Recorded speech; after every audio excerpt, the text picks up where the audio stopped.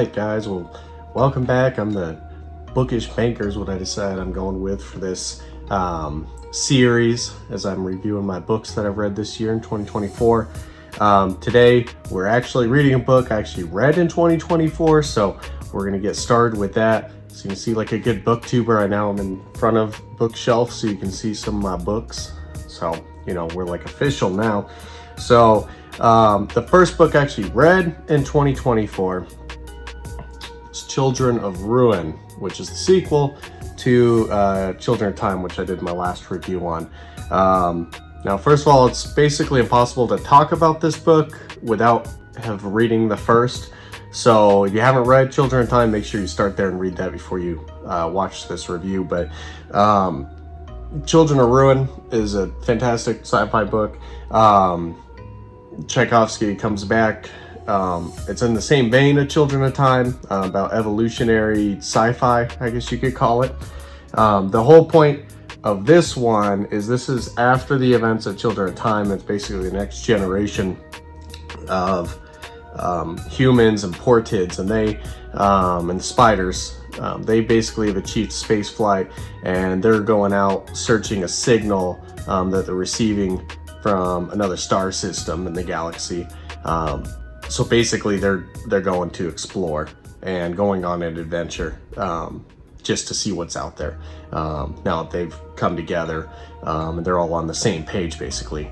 So that's what this book is pretty much about. That's about as non-spoilery as I can be. I guess it's possible to read this book without reading Children of Time, but it's really best if you read Children of Time first and then read this one. It's a great continuation. You know, I love me some sci-fi. So just do yourself a favor and go read it. If you already read Children of Time, you'll like Children of Ruin. So when we get into the spoilers here, the biggest thing is we're actually introduced to two new life forms here in the future. Basically, while all the events of Children of Time were happening, the events of Children of Ruin were happening side by side in another solar system. Basically, the big event that like wiped out all the humans in the beginning of the first book, it basically did the same thing here, but they were also, was a crazy scientist guy here, Tchaikovsky, I believe his name was. He really loves octopuses, and he was like training them to be smarter and to do all these terraforming tasks. Basically, they're terraforming these planets. There's two planets here in the system that this team was working on, and he was working on this water planet with, you know, getting it terraformed, and he was training up these octopuses against his superior's knowledge. And basically they got almost the exact same thing that the spiders got, but they became basically sentient and started, you know, their whole civilization basically. But on the other planet in the system, it was actually already infected with the first thing that's truly alien that wasn't human caused, because the spiders and the squids and everything, they're all human caused, human creations basically, that became sentient and evolved over the years. But on this other planet in the same solar system where the rest of the team is all terraforming, there's actually a hive mind, basically a truly alien hive mind that's living there, and it makes itself, you know, it wants to go on an adventure. That's its whole thing. The whole hive mind, it says over and over again, we're going on an adventure, we're going on an adventure. And it's really exciting seeing that happen. So it infects the rest of the crew. They go kind of crazy, and through some different things, that infection actually goes over to the water planet and affects all of that, and the squids have to escape.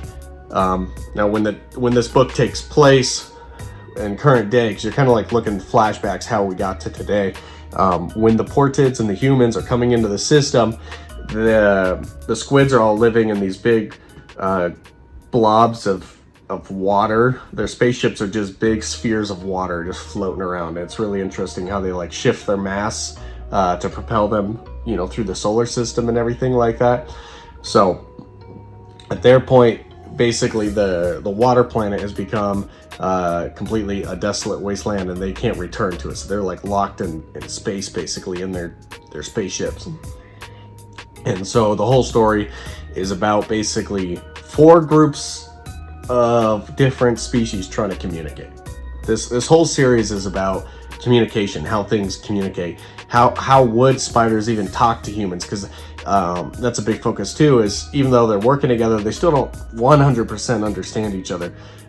They basically are using, workarounds to communicate, and they can only communicate really at the surface level because they don't have a deep understanding of each other's culture or anything. And that is the same thing that happens with the squids, is they don't really understand them or their culture. And then all of them are dealing with this hive mind that they come to interact with it. And the hive mind basically wants to take them all over, because they're just saying, we want to go on an adventure, we want to go on an adventure. And the hive mind, it infects, the host, and it takes over their brain and all that, kind of like the Borg or whatever. It's kind of a weird story. So there's like a lot going on. I'm gonna be honest with you, I didn't love this as much as Children of Time. Children of Time was such a novel concept and everything. This one overall, I just kind of felt like we were kind of retreading a lot of the same story beats of the first one, where they just don't know how to communicate, and they don't understand each other, and they eventually overcome that. So it's very interesting how that happens. So it's still worth a read. It's a good follow-up to the first book, but overall, actually, after stewing on it in a few months, I originally gave this a 4.75. I honestly bumped it down a little bit to a 4.25. It's still a good book.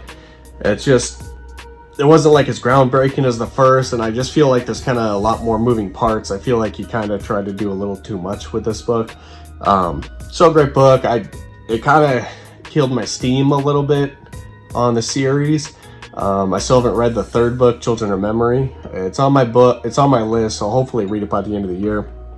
But it just kind of dragged, honestly. The last half of the book, I was just like, when are we gonna get there? Like, I kind of knew where it was going, and it just kind of felt like it was just dragging to get to that point. It kind of got me into, as you can see, I've kind of been on a fantasy kick, so we'll be reviewing a lot of fantasy books the rest of the year for the most part. But overall, still a great book. I got a lot of books to review to catch up for this year. I just finished reading a couple, and I know it's been a couple weeks since I put a last review out. I'll probably record a couple today and upload them to the YouTube channel, just for myself. But yeah, it was a great experience. This really started off my year. My big goal for 2024 is just to read a bunch more books, and so this was the first one. It's a decent one to start off the year, and then we just kept going. All right, see you guys in the next one.